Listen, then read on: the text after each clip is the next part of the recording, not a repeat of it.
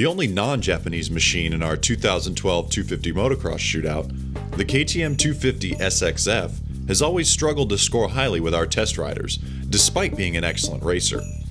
For 2012, the SXF gets electric start and new EMS mapping. Could this be enough to bring it to the top rungs of the ladder in our shootout?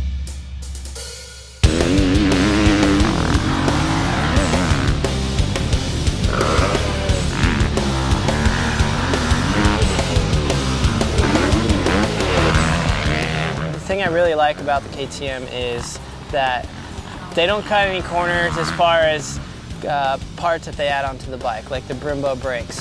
Amazing stopping power. Also the hydraulic clutch, which is a bonus. The hydraulic clutch is awesome. All the componentry is always top notch on those bikes. The motor, it seems like they tuned it a little more for bottom and mid-range this year compared to top end as they did last year. And it works good. It has a really good grunt, and it pulls hard, and it doesn't rev out as fast because it revs slower than the other bikes.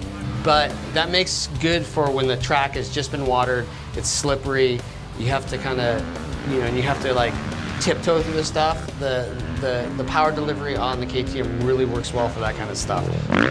And ever since they went to the fuel injection, it's revved out farther and has a really good mid-power hit.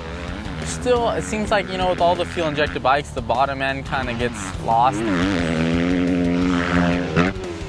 The KTM, I feel like it's a great bike. I love the electric start, especially being short. It's awesome. And it has really, really good front brake, which I really like. I use the front brake a lot. I think it's suited for a taller guy.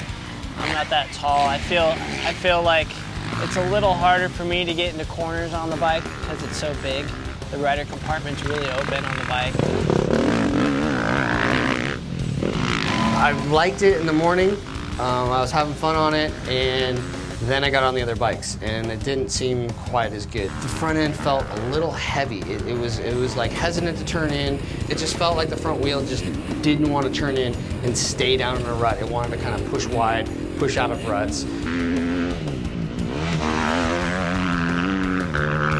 Despite the best brakes in the bunch and top quality components, the KTM 250 SXF still couldn't rise to the top of our score sheets.